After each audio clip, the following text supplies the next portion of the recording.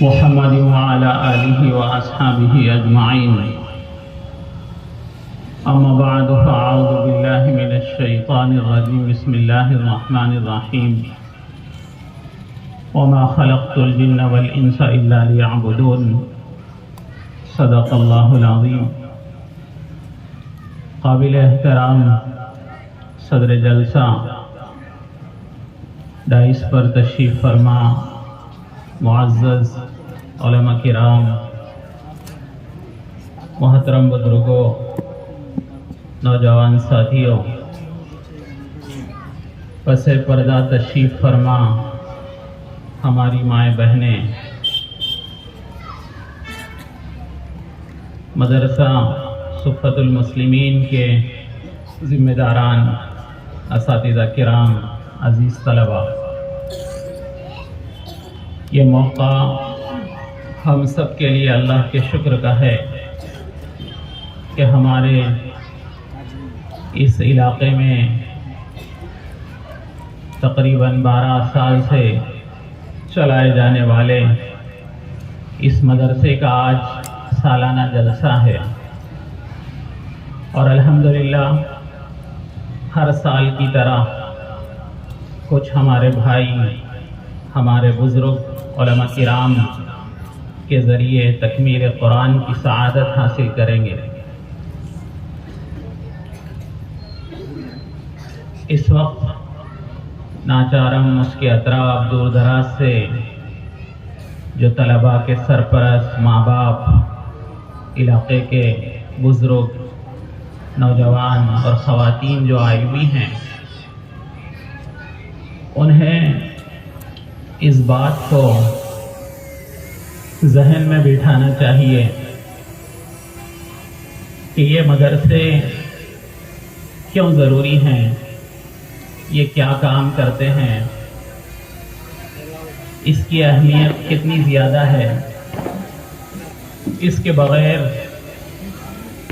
ہماری دنیا بھی نامکمل ہے، آخرت بھی نامکمل ہے۔ قرآن مقدس کے اندر اللہ تبارک و تعالیٰ نے ارشاد فرمایا، وَمَا خَلَقْتُ الْجِنَّ وَالْإِنسَ إِلَّا لِيَعْبُدُونَ، کہ میں نے جناتوں اور انسانوں کو محض اپنی عبادت کے لیے پیدا کیا۔ اس دنیا میں ہمارے بھیجے جانے کا مقصد اللہ کی عبادت ہے،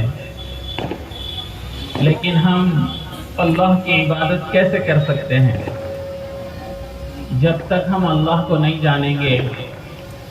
اللہ کن چیزوں سے خوش ہوتے ہیں ان کو نہیں جانیں گے، کن چیزوں سے ناراض ہوتے ہیں اس کو نہیں جانیں گے، خود اللہ ہی کو نہیں جانیں گے تو ہم اللہ کی عبادت نہیں کر سکتے۔ یہی وجہ ہے کہ مفسرین کرام نے یعبدون کا ترجمہ یعرفون سے کیا ہے کہ ہم نے جنات اور انسان کو اس لیے پیدا کیا کہ وہ اللہ کو جانے۔ تو اب جاننے کے لیے ہمیں علم حاصل کرنا پڑے گا۔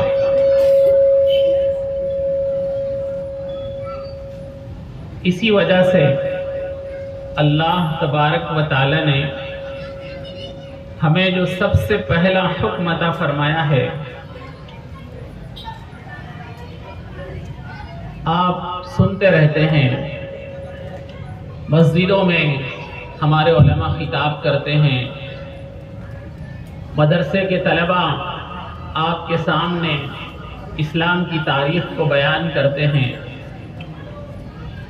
کہ جب اسلام آیا، امام الانبیاء محمد مصطفیٰ صلی اللہ علیہ وسلم کو جب نبی بنایا گیا تو کس طرح کے حالات تھے، ہر طرح کی خرابی، ہر طرح کا بگاڑ موجود تھا۔ اس کو قرآن مقدس میں اللہ تعالیٰ نے بڑے اعجاز کے ساتھ بہت مختصر لفظوں میں بیان کیا۔ ظہر الفساد فی البر والبحر، کہ خشکی اور تری میں بگاڑ پھیل چکا تھا، बिमा कसबत ऐदी नास, लोगों के अमाल की वजह से, लियुज़ीक़हुम बअदल्लज़ी अमिलू, अल्लाह ये चाहते थे कि उनकी बदअमालियों की कुछ सज़ा उनको चकाएं, लअल्लहुम यरजिऊन, ताकि फिर वो अल्लाह की तरफ लौट के आएं। तो क्या क्या खराबी थी? हर तरह की खराबी थी। लेकिन जब कुरान की पहली आयत नाज़िल हुई गार हिरा के अंदर, तो अल्लाह तबारक व तआला ने उसमें सबसे पहला हुक्म हमें इमामुल अंबिया मोहम्मद मुस्तफ़ा सल्लल्लाहु अलैहि वसल्लम के ज़रिए और पूरी इंसानियत को जो हुक्म दिया वो पढ़ने का है।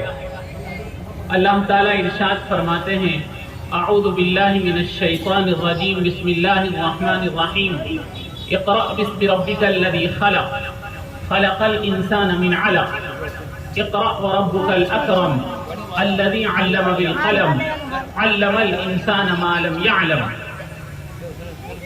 कि पढ़िए अपने परवरदिगार के नाम से जिसने पैदा किया, खलक़ल इंसान मिन अलक़, इंसान को जमे हुए खून से पैदा किया। इक़रा व रब्बुकल अकरम, पढ़िए आपका रब बहुत ज्यादा अता करने वाला है। अल्लज़ी अल्लम बिल क़लम, जिसने कलम के जरिए इंसान को तालीम दी। अल्लमल इंसान मा लम यअलम, इंसान को वो सब कुछ सिखाया जो वो नहीं जानता था। तो इन 5 आयतों में अल्लाह तबारक व तआला ने पढ़ने, इल्म और कलम का 4 मर्तबा तकरीबन तज़किरा फरमाया। तो पहला हुक्म हमको पढ़ने का है।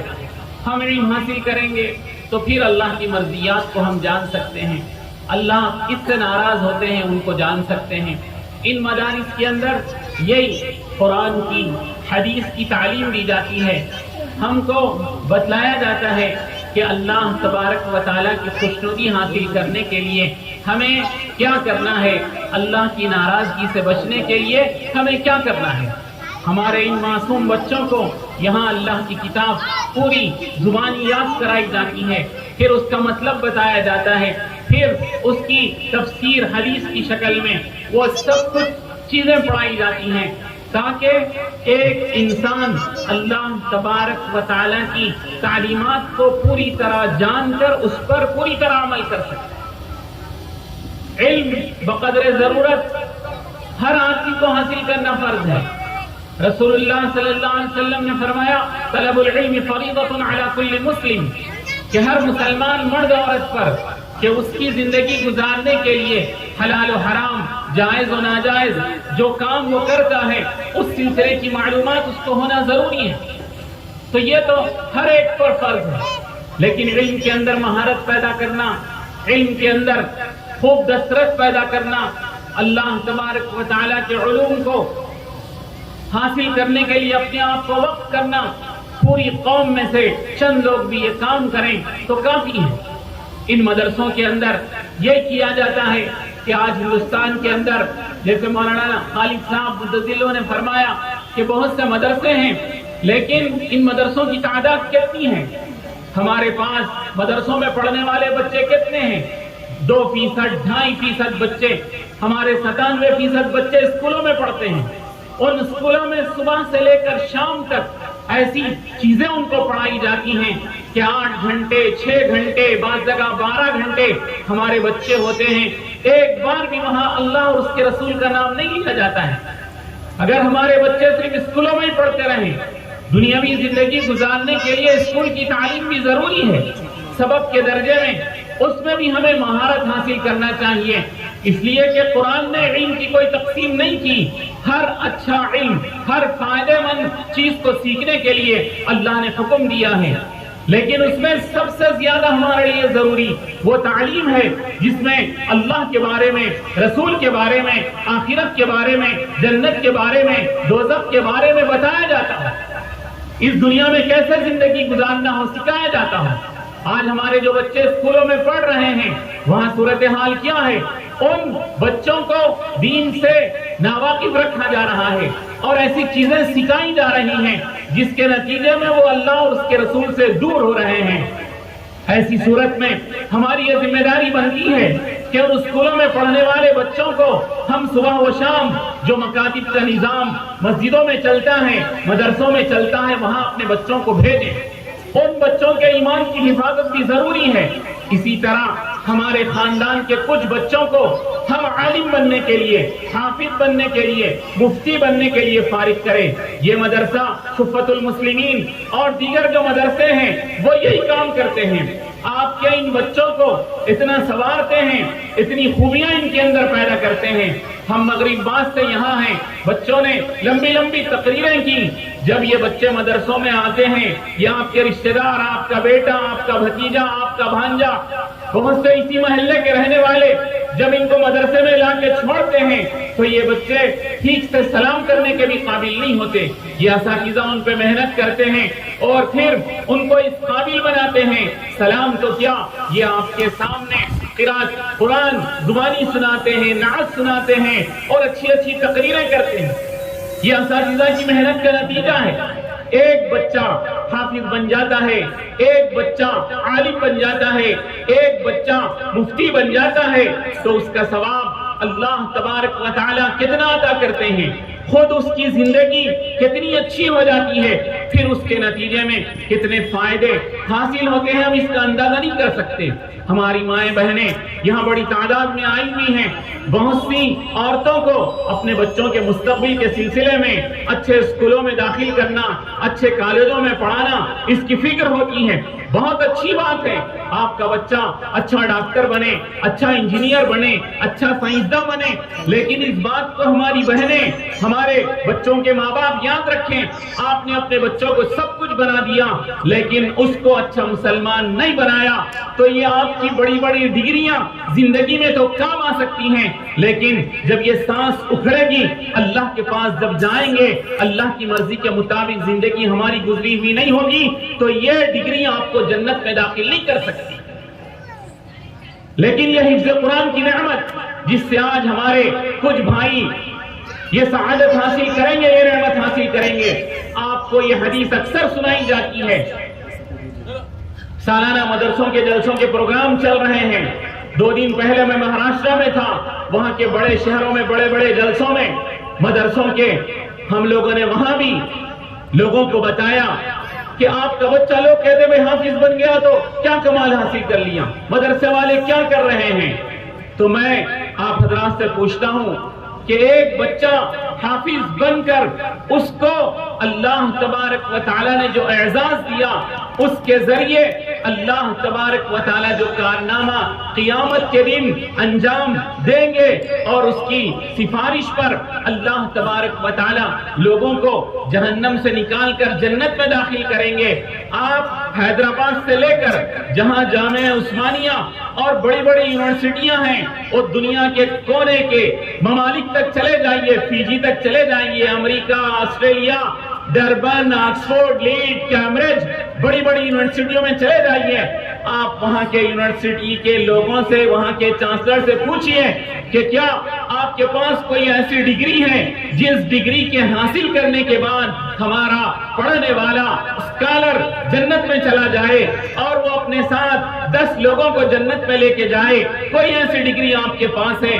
تو میں آپ سے کہتا ہوں کہ آکسفورڈ سے لے کر لیڈ یونیورسٹی، ڈربن یونیورسٹی، دنیا کی ہر یونیورسٹی آپ سے معافی چاہے گی، کہے گی کہ ہمارے پاس کوئی ایسی سند نہیں ہے جو اس بات کی ضمانت دے دے کہ جس کے حاصل کرنے کے بعد کہ وہ اسکالر جنت میں چلا جائے، اپنے ساتھ جہنم میں جانے والوں کو بچا کر جنت میں لے جائے۔ اب ہمارے پاس کوئی ڈگری نہیں ہے، لیکن یہ چھوٹا سا مدرسہ صفت المسلمین ہو، کوئی بھی مدرسہ، مختلف نام ہوتے ہیں، مصباح الہدا، مصباح العلوم، نور العلوم، نہ جانے کیا کیا، دارالعلوم دیوبند، مظاہر العلوم، ندوۃ العلماء اور دارالعلوم اور مختلف ناموں سے چھوٹے مدرسے ہیں، بڑے مدرسے ہیں۔